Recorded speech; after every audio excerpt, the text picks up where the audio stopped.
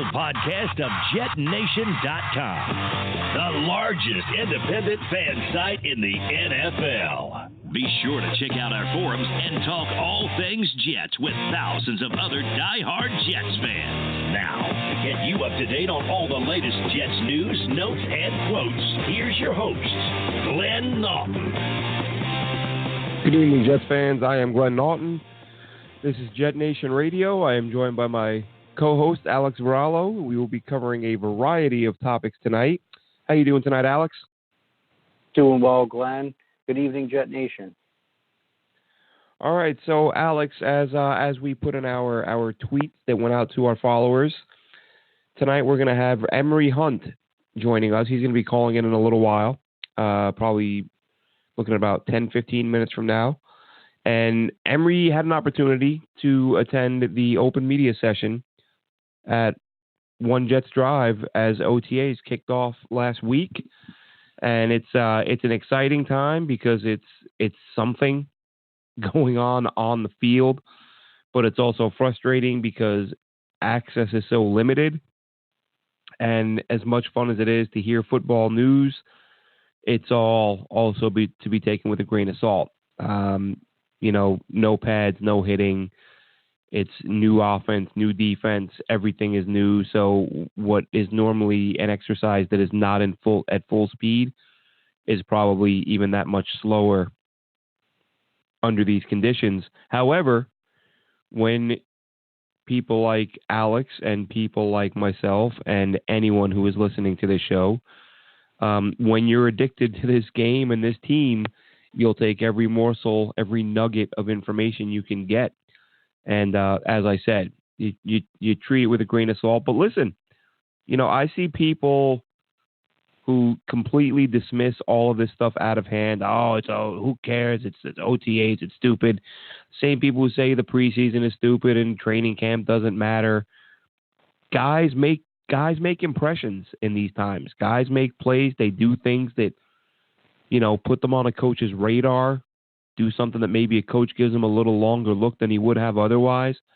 That's how guys make teams. And listen, the example I always give, because probably the best undrafted free agent in my time as a Jets fan, I remember many years ago reading every morning in the New York Daily News about this undrafted rookie receiver named Wayne Corbett, who was just caught everything that came his way in training camp. And I remember people saying, there's somebody like that every year. The guys, you can disappear into oblivion. Don't even pay attention to it. And oftentimes that's right. But sometimes you get a Wayne Corbett. So, Alex, what are your thoughts? OTAs, preseason, stuff like that. I remember a quote from Bill Parcells. I read this years ago. And he basically said, like, anyone who says preseason and, stuff like this, I think he was specifically talking about preseason games because people always say they don't matter. Something to the effect that anyone who says preseason games don't matter, doesn't know what matters. Because guys, like I said, they make impressions and they make rosters. So this is it may be a time of year where casual fans don't pay attention, or know-it-all fans can, make the proclamation that none of these guys are going to make a roster. Because let's face it, 30 or 40 of them won't. And then you can say, well, I was mostly right.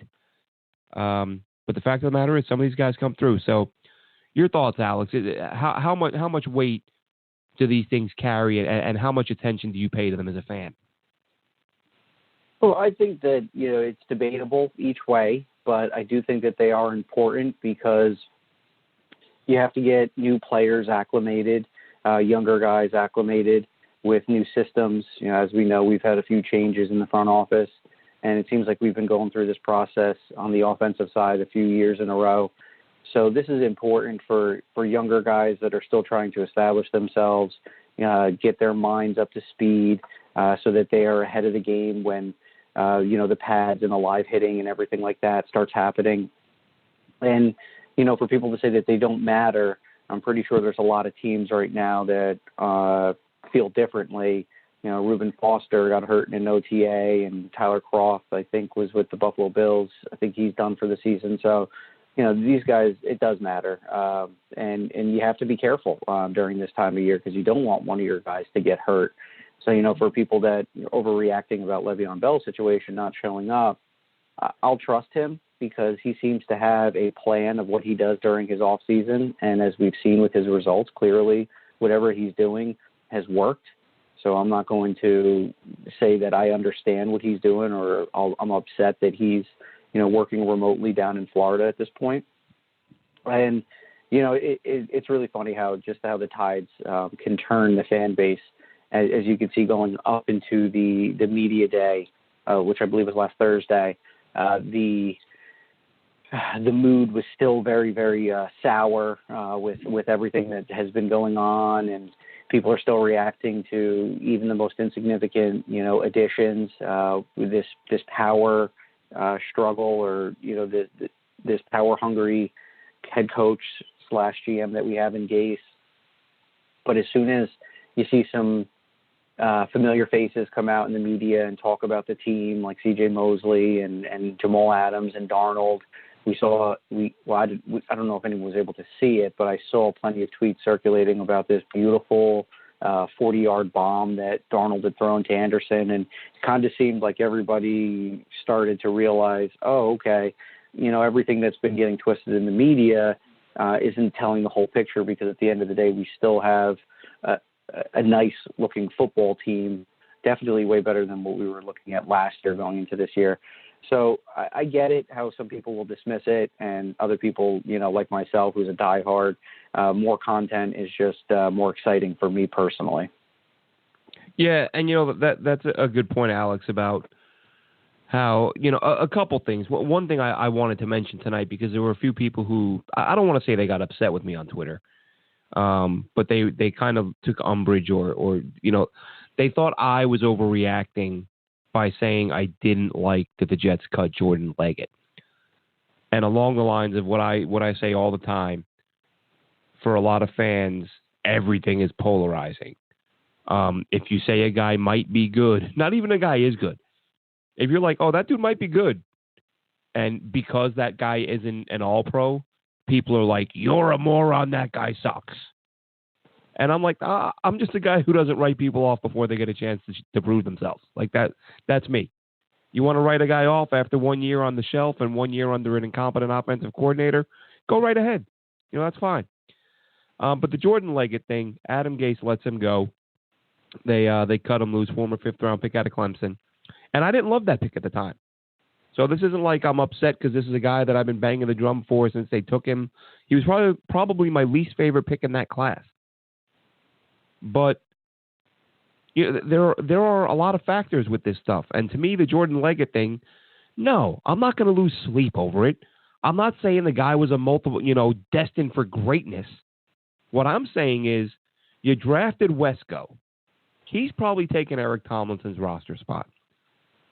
Herndon's your starter. And then you got Sterling, who had a couple concussions last year.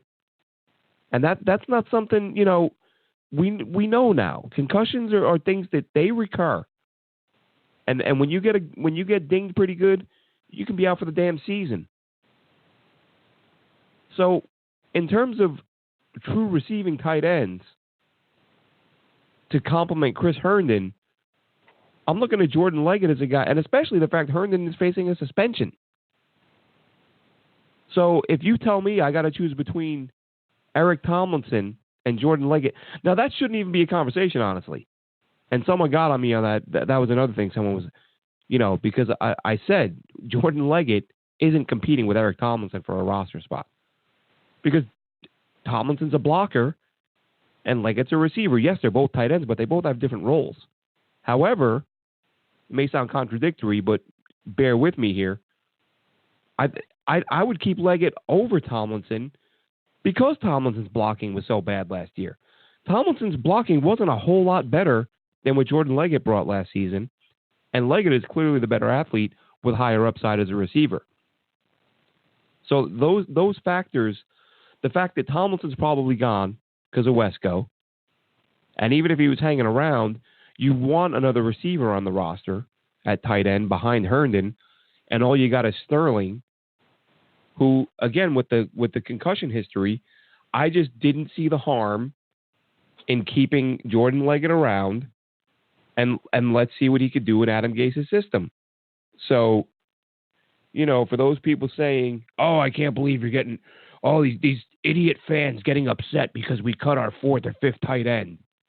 Well, listen, when Herndon is suspended, and if Sterling takes another knock to the head, all of a sudden the guy that you're laughing is your fourth or fifth receiving tight end probably should be your first. And that was my only thing. And again, training camp is long. You see Sterling get dinged up. Now, then there's Daniel Brown, of course, the 6'5" free agent they brought in. Athletic guy who maybe he does a good job as a receiver. But up to this point in his career, he hasn't done enough to even be given a chance, really, as a receiver. He's one of those guys that, coming out of college, looked like he would be a guy who would catch some balls, but hasn't done a whole lot of that. So when you're telling me my depth chart is Chris Herndon, Neil Sterling, Wesco, Tomlinson, Brown, I'm thinking I'd like Leggett in the mix there. Herndon suspension, Sterling concussion history, Tomlinson probably on his way out the door. I would have hung on to him. But that's it. It's not saying that the guy was going to be a superstar. And the fact that, 5 teams claimed him, that's a pretty good number. A lot of guys, that's the thing. You can't talk about the guy like he's a piece of garbage and then say, oh, only 5 teams claimed him. No, if you're a piece of garbage, nobody claims you. Maybe 1 team. 5 teams put in a claim.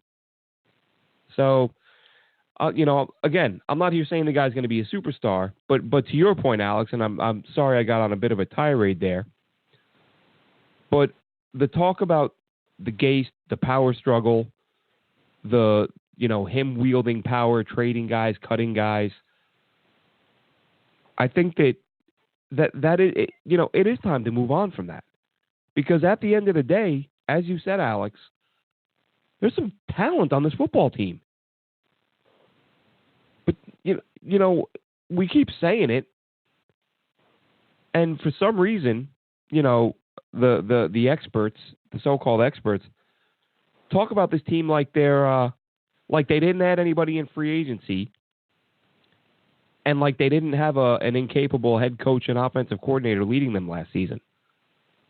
But you give me Darnold, Quincy, Herndon, Robbie, Le'Veon Bell, I think this team's going to score a lot of points. Maybe I'm wrong. I don't know. But I think Alex is 100% right when he says that, all the talk about McCagnon and how it happened, and then I took part in that too. I didn't like the way it was handled. But the dust has settled. Adam Gase might have, he may have some anger issues. Who knows? But up and down this roster, there are talented players, offense and defense. On offense, they got guys who should be able to get open at every level. Whether it's the short underneath stuff with Herndon, with Bell, Robbie and Quincy can stretch the field a little bit. We'll see what Wesco can do. I don't know. He may struggle to get separation. We'll see about that. But yeah, every level on offense they have the ability to get open. And then on defense with the safeties, May and Adams, the linebackers, Mosley and Williamson, up front with both Williamses and Henry Anderson. They have good players at every level. So we'll see how that pans out. But, to remain hysterical about, how this team went about their business over the last few weeks doesn't make a whole lot of sense to me. And I think that anyone who's writing this team off, I'd like someone to explain why. Because, Alex, we know how highly regarded Adam Gase is as an offensive guy. And we're going to get into this a little bit after Emory Hunt joins us and talk about the Adam Gase effect and whether or not the events that have transpired in recent weeks put him in a tough spot where he's got to get the results out of this team because of the fact that he's really can't say put his stamp on it in terms of bringing talent in, but in terms of, and again, of course, he's not going to say that. What are your thoughts on that, Alex? Do you you buy Adam Gase saying, Christopher Johnson called me and said we were going to fire Mac, and I was like, okay.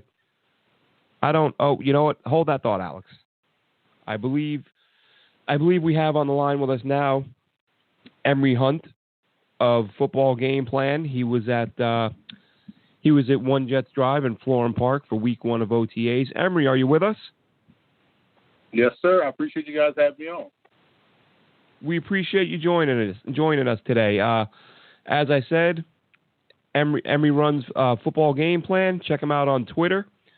And he was at Florham Park this week or last week. So we're going to go ahead and take turns here lobbing some questions your way. And Alex, you can go ahead and kick it off.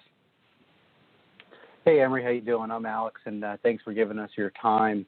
And I'll start, since you had eyes and ears on the scene, a lot of people always go back and forth in regards to Quincy, and none was health. So what did it look like being up close? How was Quincy running, and what did he look like in OTAs the other day? Well, that's the most important thing is how healthy he's going to be. And you have to like what you've seen so far. And, again, this is just OTAs, non-contact, no equipment. Outside of helmets. So you like that he's out there participating and moving around, getting familiar with the offense. I thought he looked fine last week. And now, Quincy, of course, the health is the question there. He's the more physical guy of the starting receivers the Jets will line up on the outside. The other one being Robbie Anderson, who Adam Gase has, spoken very highly of since taking over for the Jets. Robbie was out there, luckily, I'm sure Jets fans are pretty happy. He's kept his nose clean this offseason. This is a big year for him. Saw some reporters tweeting he made some big catches. Did he look comfortable in this offense as well?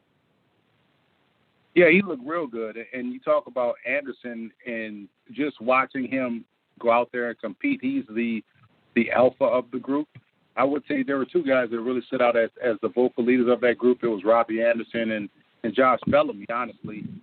But Anderson is the alpha. He's the guy, and, he leads by example. I thought he's going to be, just watching him practice, he's the number one threat out there, the deep threat. Everyone else is kind of your underneath guys. They have some undrafted free agents that are some burners, but Anderson is the one that they're going to go to when they want to take those shot plays deep downfield. So there's always a name that I see popping up, and it's a old schoolmate, teammate of Sam Darnold, and this wide receiver is Deontay Burnett. Did you get a chance to see how he looked? Was he involved with the ones and twos? What role did he show last week?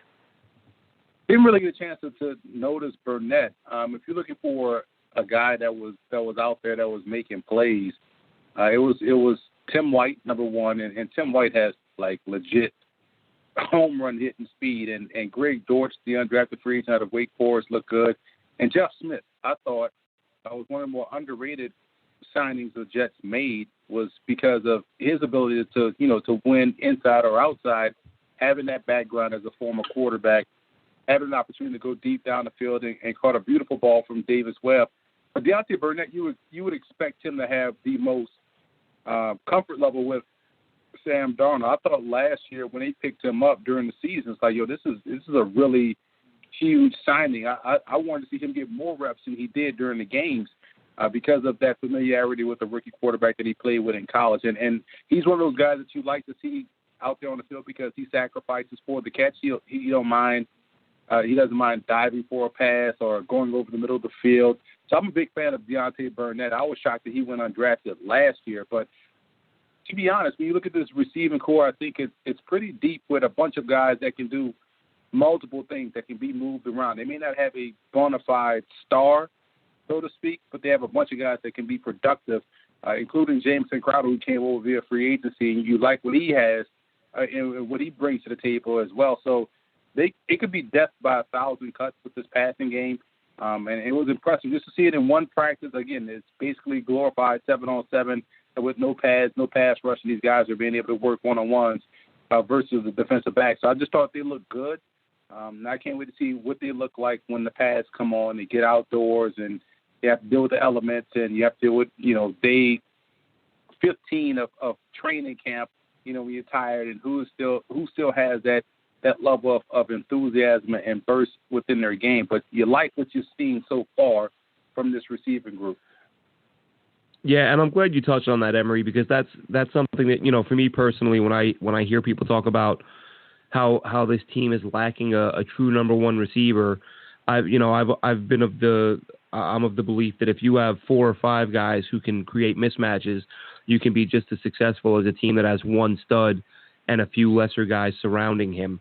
And I think that's kind of where the Jets are. But you mentioned Jeff Smith. I wanted to ask you about him because I thought that he was an interesting grab as an undrafted free agent for that the reason you mentioned, having that experience at quarterback, being a potential gadget guy, explosive speed, looked really fast on tape, looked really, I know at his pro day he ran a sub 4.4, I believe it was a 4.37. Did he, up close and personal, did that speed appear to, because sometimes you see a guy's 40 time and then you get out there and watch him and you just don't see it on the field. Did that translate? Did he look explosive out there? Yeah, he really did, and they put that to the test pretty quickly. You saw 2 deep shots to Jeff Smith. One was completed, one was slightly underthrown. But when you look at his speed and the ability to stack a defensive back and get deep and extend that cushion, it's pretty special, man. And, Boston College's passing game wasn't anything to sneeze at, but this year it helped complement their offense. And this was the first time in a long time they really had a passing game to complement what they do on the ground. And Jeff Smith was a big reason why, and also the quarterback they have there now, because I was at that Boston College Clemson game, or Florida State game, Miami. It was one of those Florida. It was Miami he played, where Chris Lindstrom dominated the defensive line. But you saw Jeff Smith have some success against those defensive backs. Michael Jackson was one of them. Jaquan Johnson was another. Sheldrick Redwine was another guy. So watching him against that secondary really opened my eyes to what he was able to do. Then I was also able to catch the Wake Forest game. He had a big game in that one as well, doing the same things you saw him do last week at OTAs. All right, so I'd like to move to the defensive side of the ball, and I know I'm excited for it, and fans are excited because the Jets haven't brought in a pass rusher with a premium pick in quite some time, and everyone's really getting pumped about Ja'Kai Polite.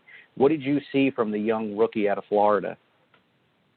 He has really good instincts, man. And you talk about earlier when you're talking about guys that run a fast 40 and don't play as fast. Well, he's the opposite. He didn't run a fast 40, didn't really test well, but he plays football extremely well and plays it fast. And you like to see that. And I thought he had a really good workout. I thought the second level pretty much had a good day.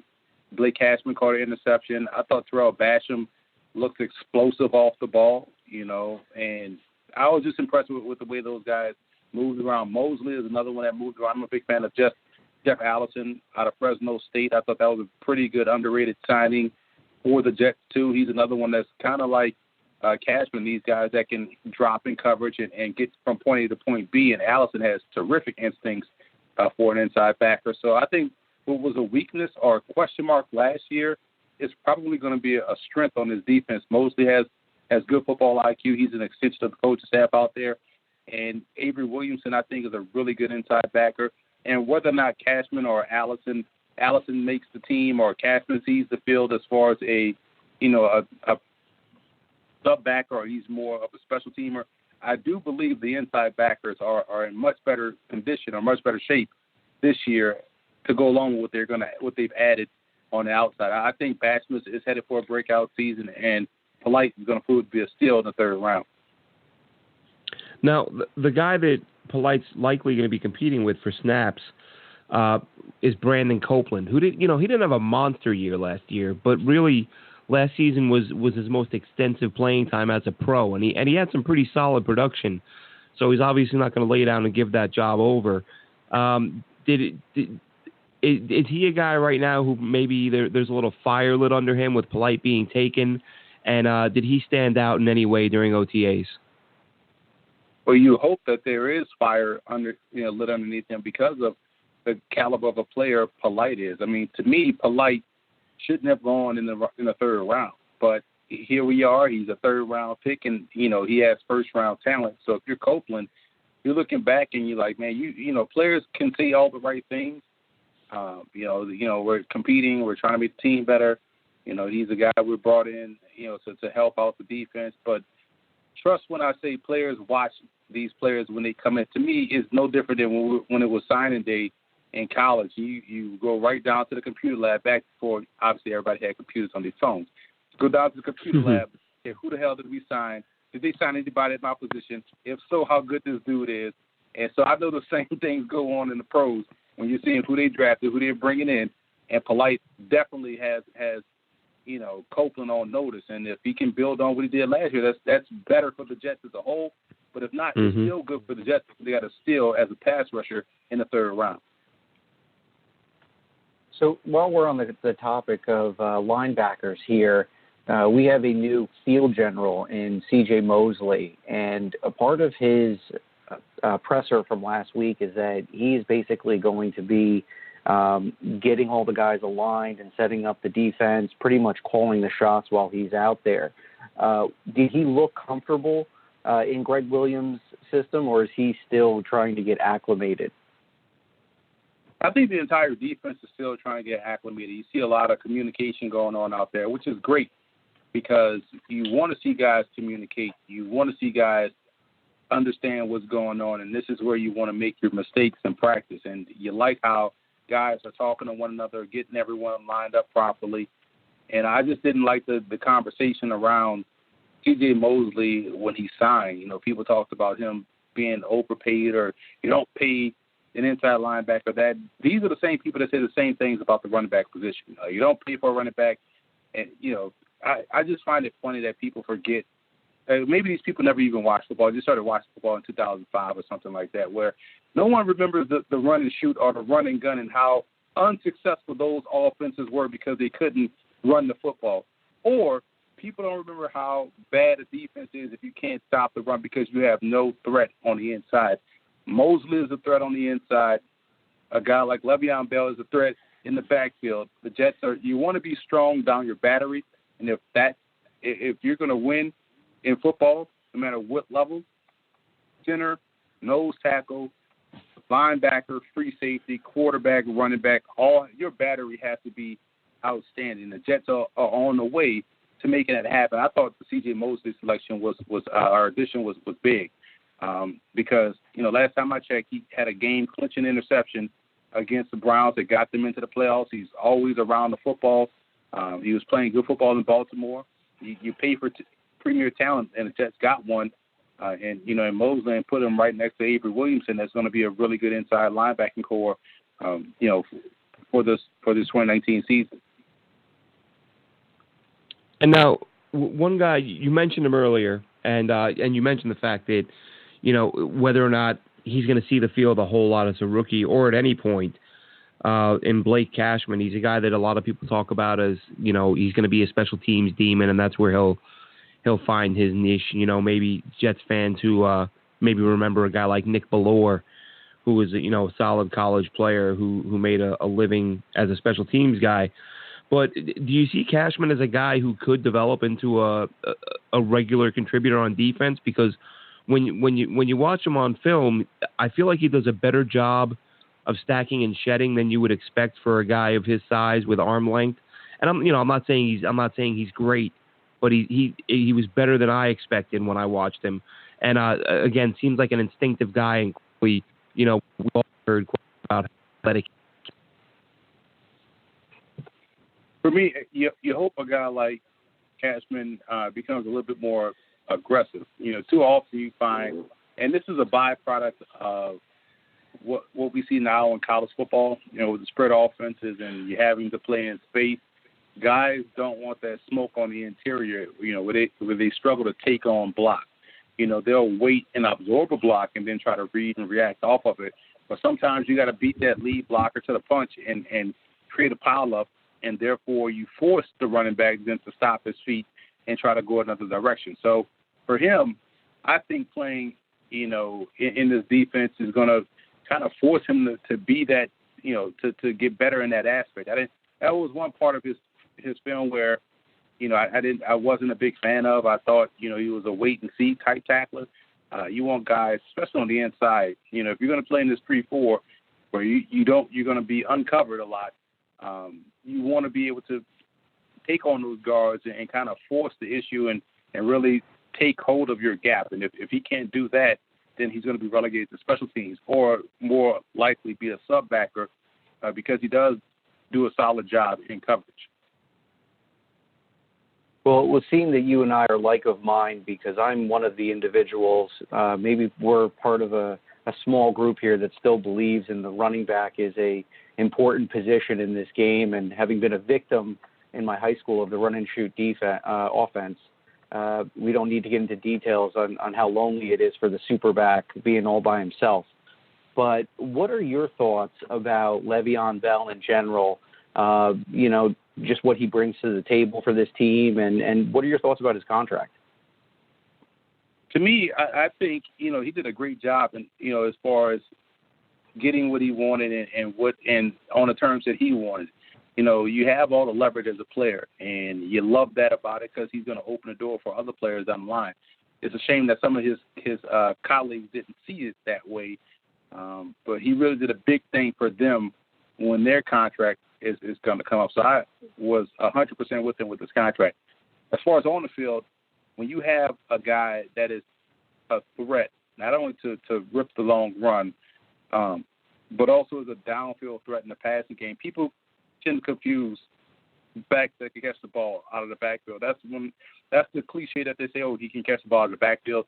Yeah, you're supposed to. That's part of the job. Swings, screens, flares, and flats. Yeah, you can catch that. You're supposed to catch that. But when you're a downfield threat like Le'Veon Bell is, who can go deep down the field and essentially be a bigger slot receiver within your offense, it makes him the total threat because now you're in your base personnel, yet your running back can essentially be a wide receiver. They can flex him out, and now you're going to do? You're going to sacrifice a safety, and now someone else on the perimeter is going to have one-on-one with no safety help, or you're going to walk a linebacker out there. He's going to get sacrificed. So when you have a guy like Bell in the backfield, it opens up your entire offense and makes everyone around him better. And with his vision and agility, he can supersede adequate blocking. So that makes you feel a lot better as an offensive lineman. Like, hey, I don't have to get the best block. I just got to get enough of the defensive lineman. And I know Bell is going to be able to make that guy miss or find a lane to be productive. And now with obviously Bell is the guy getting all the hype this offseason, and rightfully so, given his resume. But someone's going to have to step out there every now and then to give him a bit of a breather. And one guy who I like that who has looked good at times is Eli McGuire. Adam Gase we've heard him sing his praises a few times this offseason, kind of unprompted too. And I've always said that I think that if you ask a new coach, hey coach, what do you think of Eli McGuire? He's going to say he likes him. But if you just say, hey coach, give us a name of some guys you like, and one of the first guys he mentions is Eli McGuire, that carries a little bit more weight. Those unprompted praises. So did McGuire look heavily involved, and do you think that he's a good fit for this offense? Well, you can't go wrong with a Raging Cajun running back, number one, and number two. When you look at McGuire, I'm glad he's healthy. You talk about Quincy Enunwa, you want to make sure McGuire stays upright for a full season because he's had nagging injuries. When he's out there, he has difference-making speed, and he's another one of those downfield threats in the passing game. So you like how they utilize him during the OTAs. That you saw him in the backfield catching screens. You saw him use downfield in a passing game. Same with Trenton Cannon, another one of these home run hitting type backs who has looked a lot better as a receiver catching the football. He had an acrobatic catch on the sideline. We had to turn his body completely around to make a catch in the flat on the underthrown or pass that was thrown behind him. So I thought he did a great job there. And McGuire is another one that, when you look at potential situation where you could have Trenton Cannon, Elijah McGuire, Le'Veon Bell, and Ty Montgomery all on the field at the same time and still be a threat in the passing game. It's pretty scary. Well, it looks like sorry, Alex. I didn't mean to cut you off, but I think I know what you were about to say. We had our questions planned out, and you actually answered our last one. We were going to ask about Trenton Cannon because for that very reason, he's a guy that while he didn't get the ball very much last year, whenever we saw him get the ball for in anything that resembled an open field, it looked like he had that extra gear, that he was moving that little bit quicker than anybody else on the field. So I think we're all excited to see whether or not the Jets can get him involved more in the passing game this season. But thank you so much for joining us. For those of you tuning in, this is Emory Hunt joining us, or has joined us from Football Game Plan, and given us a breakdown of OTAs, who stood out, who didn't. And real quick, Emory, give out your Twitter handle and anyone we didn't mention or that you didn't mention that stood out, who you'd like to say, kind of caught your eye at some point. But they can follow me on Twitter at FBallGamePlan. Go to footballgameplan.com. Check out our YouTube channel at youtube.com/footballgameplan. Guys that stood out to me, I thought, D'Angelo Henderson had a really good workout as well. Davis Webb looks to me to be the clear-cut number 2 quarterback. And it's going to be a battle between him, Simeon, and Luke Falk. But I thought Davis Webb threw really well. He has the best arm out there as far as strength is concerned, and that's what got the touchdown to Jeff Smith. So he looked really good out there. And I thought the cornerbacks competed well. And one guy in particular was Darryl Roberts. I thought did a great job in coverage. I know he's listed as a safety, but he was kind of a combo guy. He was out there playing one-on-one as well. He did a good job. So I thought those were some of the guys that stood out. I just like the length that, I was really impressed with Terrell Basham. Nathan Shepard was another one. So very impressed with the athleticism and the speed with the Jets on both sides of the ball. And I can't wait to get back out there and check these guys out again. All right, Emory, thanks so much for joining us. And maybe we'll have you on again sometime after you get out there for a second round of OTAs. Anytime, guys. Appreciate you having me on. All right, take care. Thanks so much. Have a good night. All right, so that was Emory Hunt of Football Game Plan. Great to get a little bit of insight. Like I said at the top, grain of salt, it's OTAs, but we all have a problem. We're all addicted to this stuff. So every little bit we can get is welcome information. I did like at the end there that he mentioned Darryl Roberts. We spoke a little bit or via email before the interview, and we didn't get into any specifics. I just asked Emory if which groups he was able to spend the most time on. And, and that was where we were going to focus our questions because, again, having been out there, you can't watch 90 guys at once. So if we just start lobbing 60 different questions at him, there's a chance that he won't be able to answer 40 of them. So I would have loved to ask about how the corners looked, and I'm glad that he voluntarily mentioned that Darryl Roberts looked good out there. I know people have disagreed with me on this.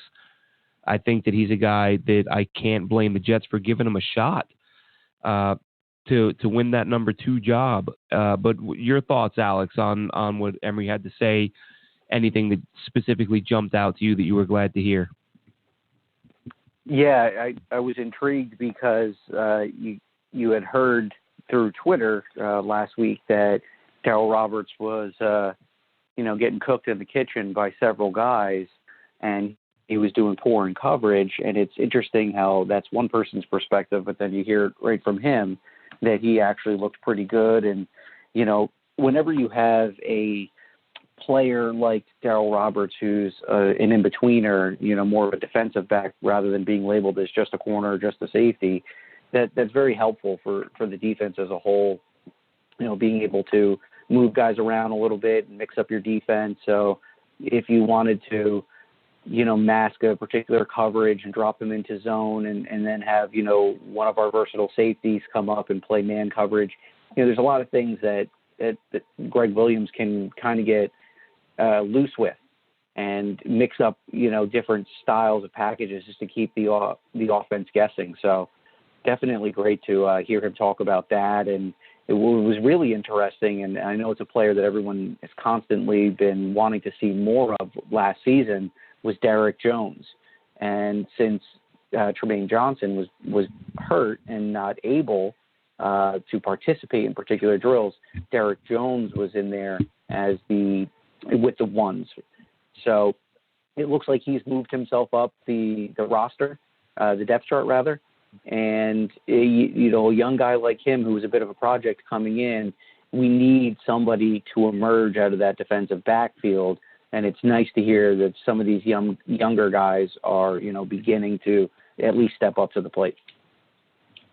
Yeah, sometimes I find myself having to put myself in check when it comes to Derek Jones. I probably the few things I saw him do in camp last season that, and again, it's a lot like this in that you take it with a grain of salt.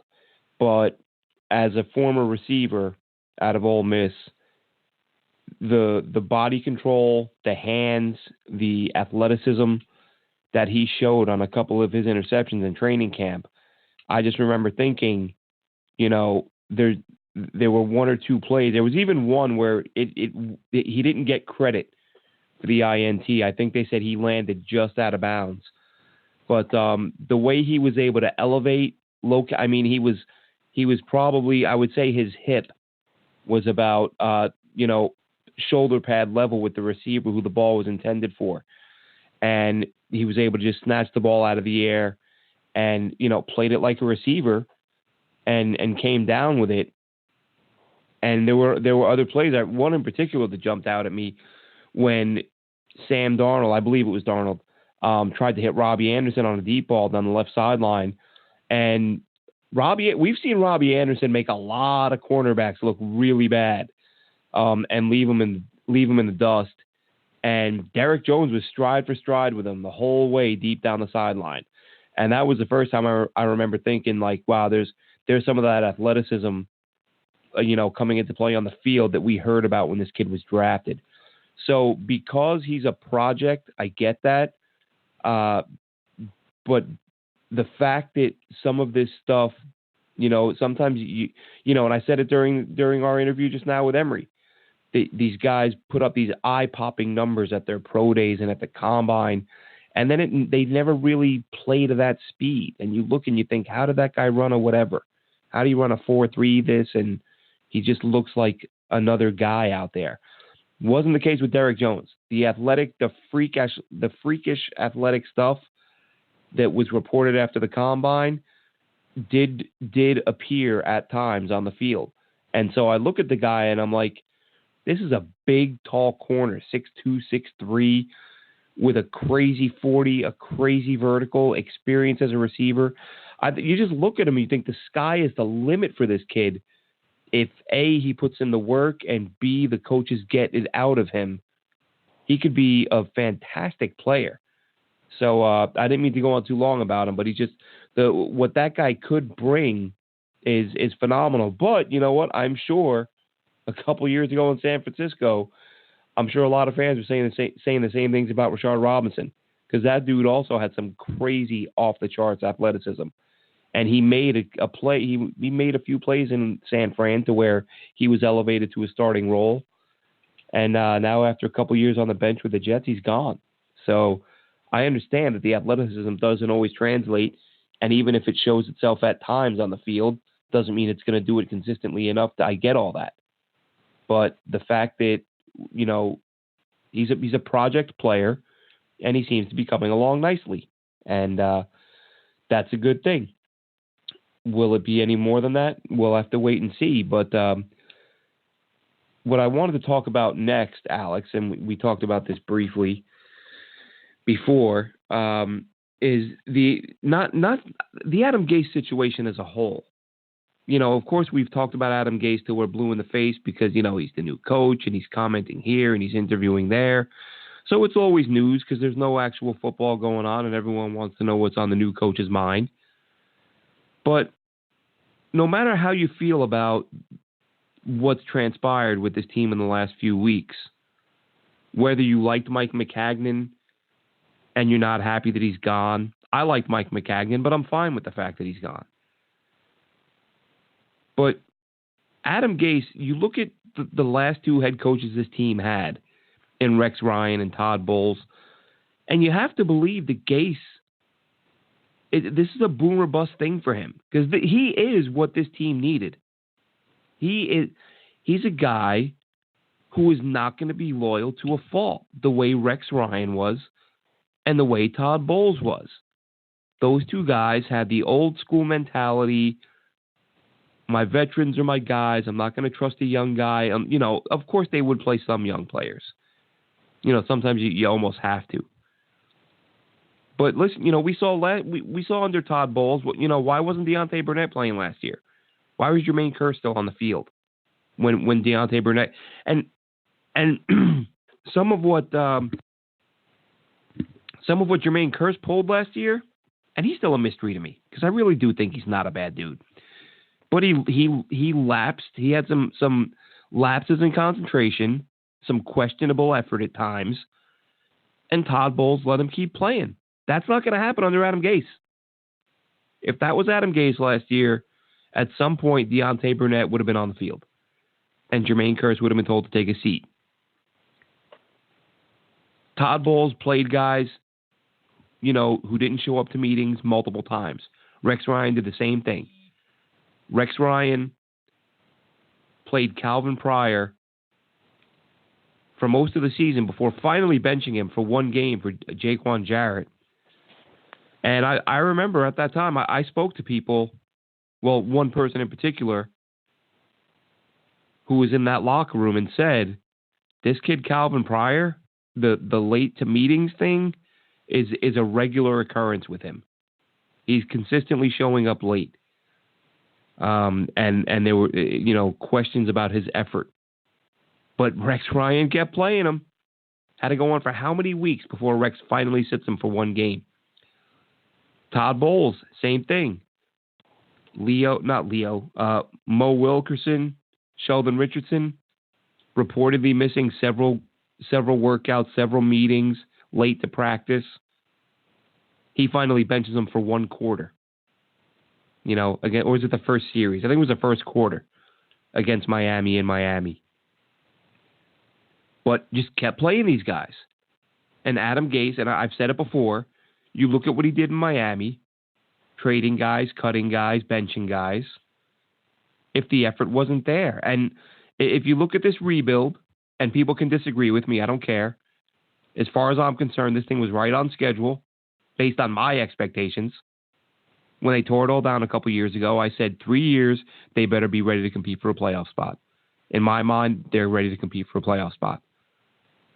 But maybe the next step, and Adam Gase is the right guy for it, is to really, really clean out this locker room and take the guys who aren't willing to put in the effort and show them the door.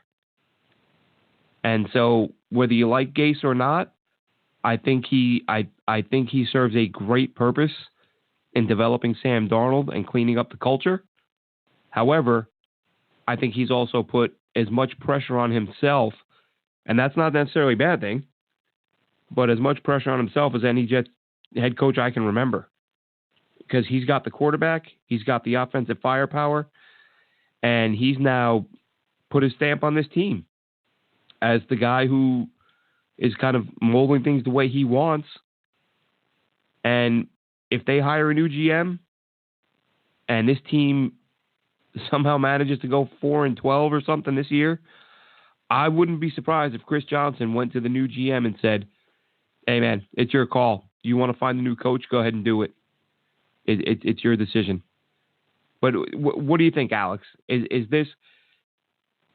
Is Adam Gase, I don't want to say necessarily on thin ice, let's say a short leash. Do you think the owners are looking at Adam Gase and saying, all right, man, you're the offensive mastermind. You now have a lot of pieces on offense, and you just had us fire the guy who got all those pieces. We need some serious results. We need 9 or 10 wins for you to keep your job. Do you think a 6-10 season type year Do you think Adam Gase could be shown the door after one season? Yeah, that's a very interesting question because as far as expectations of win total and what this team, it's a good and bad thing because we've made some good additions. So obviously we feel that on paper we're a lot better standing than we were last year. We're seeing what analysts are saying and what people on NFL Network and other networks are saying, how they're holding the Jets in higher regard this year. So we're either setting ourselves up for a big fall or possibly for one crazy roller coaster of a ride where, it could be a lot of fun this season. So, when I look at this, who put us in this position?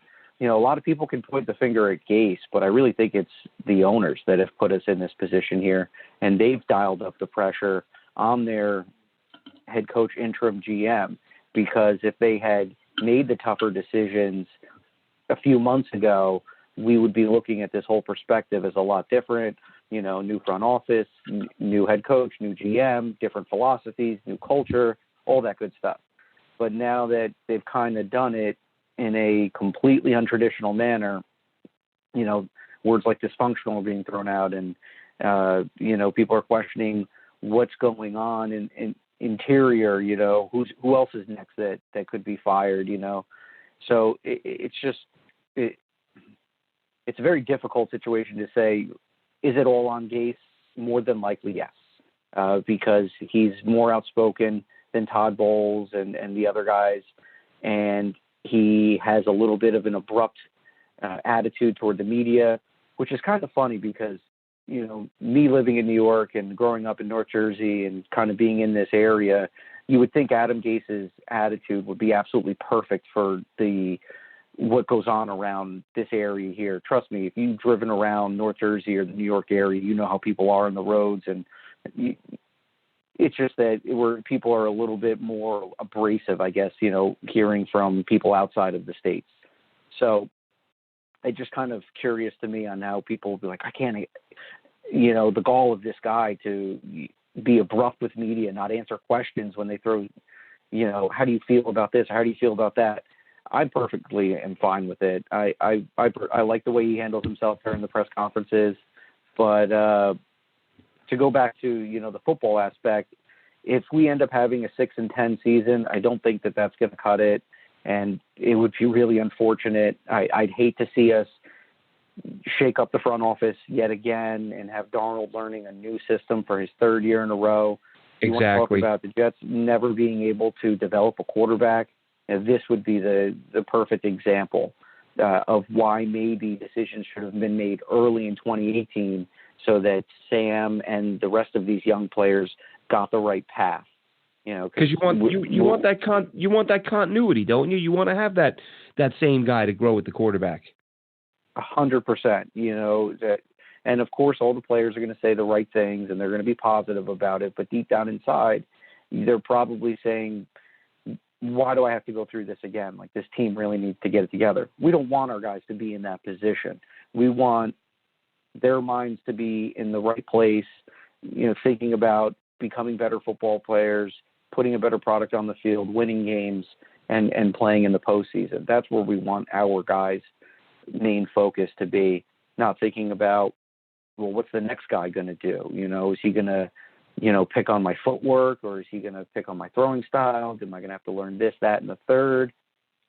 It's got to be frustrating being a player and having mixed up the lineup so much. And I'll touch back to something that you had said about the younger players and Todd Bowles not playing guys and not putting players in their best positions. I always think about that with Jordan Leggett. And I got some slack last week too, saying, I think I just put something very, very gray in the gray area, what I thought. 5 or 6 teams made a waiver move for Jordan Leggett. There weren't any trade suitors. People were saying, oh, you don't watch football? You don't watch with the games? He stunk. Did he really? Or did he not get the opportunity? Oh my God, Alex! Alex, I can't believe you just said Jordan Leggett's going to the Hall of Fame on the first ballot. I can't believe you just said that. That's exactly what you meant, Alex. I could tell by your tweet when you said that maybe he won't be a terrible football player. You're putting him in Canton. Right. All of a sudden, all of a sudden, you're smarter than every GM in football, Alex. You're such an idiot. I can't believe you. And who's to say that the book has already been written on these players? You know, sometimes it just takes the second trip. Ryan Fitzpatrick went to half the football teams in America before he finally found the right system, coming back with Chan Gailey and putting up decent numbers. Sometimes timing. So now Ryan Fitzpatrick is going to have his number retired with the Jets, Alex? He belongs in the Ring of Honor. Is that what you're saying? Might as well get that tape measurement out for that gold jacket. You have no idea. You've never watched football in your life. You must have just started watching last week. Right. And it's funny because I remember doing a breakdown when I was running this blog back in 2016 or 2017, and I literally broke down every single game of Jordan Leggett's Clemson final year and where he was positioned as an H-back, as a slot receiver, out wide, is flexing the Y tight end out, things like that. And you didn't see any of that really when he was with the Jets. So, we'll leave Leggett go and I'll let it go. But that could be said with so many different players. And Rashard Robinson and Derrick Jones didn't get to see the field. And then they had to play the Patriots week 17. And I can pretty much tell you that because Rashard Robinson had not gotten any snaps throughout 16 weeks of football, it showed in that week 17 game. And I don't think that game represents the player that he is, but man, did he get chewed up. He got picked apart that game. And he looked like somebody that hadn't been out there in years. And how did Derrick Jones look in that game, Alex? I'd have to go back and watch that again. I do remember him doing some things okay. It wasn't. So now you're saying they should give him a 10-year contract and make him the highest paid cornerback in the NFL. Is that what you're saying? Oh yeah. Fire it up. I love Twitter. It's fantastic. Any positive word about a player who is not an All-Pro, and people lose their friggin' minds. I don't know what the hell is wrong with people. This is completely off track, but there's something that I think Damian Woody had tweeted over the weekend. A lot of people going with his hashtag delete Facebook. He said, do you really want your aunt, your uncle, and your cousins, and your mom and your dad coming on here and seeing all the craziness that goes on Twitter? Let's let them have Facebook. Oh, God. Absolutely great.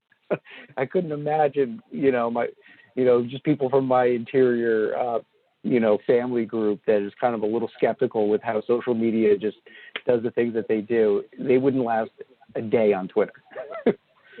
Yeah, it's people are so out of their minds. It's really, it shows you that mental illness is absolutely an epidemic. And social, I had no idea, but before Facebook and Twitter, I don't know. I'm sure this applies to a lot of people. I had no idea how many crazy people were in my life. I thought most of the people in my life were normal, and then Facebook came out, and friends and family were able to voice their political opinions and their thoughts on the world, and I was like, wow, I had no idea so many of you were completely insane. But that's an entirely different topic. Minor news about that one. Minor news: the Jets added free agent, or they claimed linebacker James Burgess, formerly of the Cleveland Browns and Miami Dolphins, who's on a couple of their practice squads as well. Let's see, played a little bit, 2017, 2018, combined 17 games, 11 starts, 78 tackles, 50 solo, and 4 sacks, all 4 sacks coming in 2017. This, according to Pro Football Reference. And the Jets were able to do that because they placed, was Jalen Moore, correct, Alex? Yeah, unfortunate to hear about Jalen Moore. I thought it was injury related, but apparently it is a non-football injury. So we'll see if more reports injury related, come out on that. It's the non-football injury list. Yeah, you hate to hear things like that, especially when the kid came off of a tough broken ankle in college, and no one gave him a chance in the draft. The Jets took a look at him. So hopefully whatever it is that's going on, he can come through it and, contribute to this team down the line sometime. Yeah, and the Jets will be interviewing some GM candidates in the coming days and weeks. And if you're wondering why we didn't do a ton on these guys, or really not much at all, and we will talk about them, but I feel like with all these guys, as tough as it is to project a player, it's probably 100 times harder to try to figure out whether or not an executive is going to be any good. Because let's face it, you can come from the greatest front office in the history of the NFL, and for all we know, you may have been the one dude in the room who didn't like any of the good picks because you're not making the picks. You're not, listen, I remember trying to be as optimistic as I could and having faith in the early days of John Idzik because the Seahawks found Russell Wilson in the middle rounds, and they found Richard Sherman in the middle rounds, and they found Cam Chancellor in the, middle rounds. And here they were just plucking all pros and Pro Bowlers up and down the draft and all these, outside the premium rounds. And the dude was atrocious. And it's like, oh, well, I guess just because you're getting the GM as coffee doesn't mean that you can be a GM yourself. So not that I'm saying that's what's going on with any of these guys. But the name's out there, of course, Joe Douglas, the Philadelphia Eagles executive, who is very highly thought of, so much so that the Eagles are reportedly desperate to not lose him. And that is good news because as good as Howie Roseman, as much credit as Howie Roseman gets, he didn't have do such a great job his first go-around in Philly.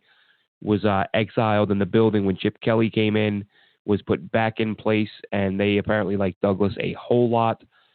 Also being targeted, Champ Kelly of the Chicago Bears, Scott Fitterer of the Seahawks, and George Patton of the Vikings, pardon me, who the Jets have had in a couple times or have shown interest in a couple times in past GM searches.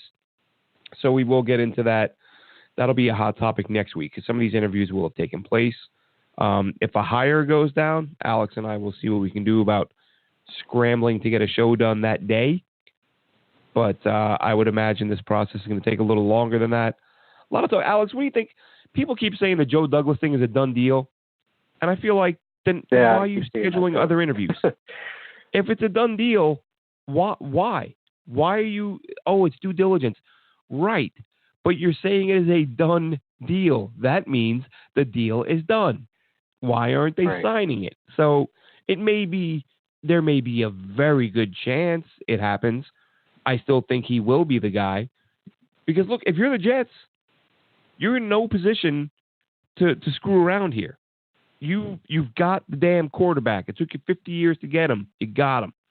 You got the offensive head coach, the first one you signed since I was 9 years old. And now you need the GM. If there's a GM that you like, you better not be nickel and diming him, and you better not be telling him that he can't have control of whatever he wants control of because you're going to let the head coach have that. I'm sorry, but if you want to get this done right and stop screwing around and stop being a second-rate franchise, get the damn guy you want and pay him what it's going to take to get him. And there will be more on that next week, the Jets GM search. Who will it be? What should they pay? And we will cover that and more next week. Alex, go ahead and give out your Twitter handle, and we will promptly sign off. All right. Well, Jets fans, thanks for coming in. Thank you for Emory Hunt coming on and giving us his time to talk to us about the Jets OTAs. If you tuned in a little bit late, be sure to download and listen to it tomorrow. He came on about 15 minutes after we started the pod. So, Jets Nation, you can follow me at NYJetsLife24. And you can follow Emory Hunt at Football Game Plan, F-Ball Game Plan. Emory Hunt. So give him a follow if you're not already. And we would also like to take a minute here to thank our sponsor, Miles Social. Jet Nation Radio is brought to you by Miles Social. They help you with your business with social media, websites, and SEOs. Check them out at milesocial.com. That is MILE social.com. Thanks for tuning in, Jets fans. We will catch you next week. Have a great night. Thanks for listening. Be sure to follow Glenn on Twitter at AceFan23. And the show can be found at Jet Nation Radio. Until next time, go Jets!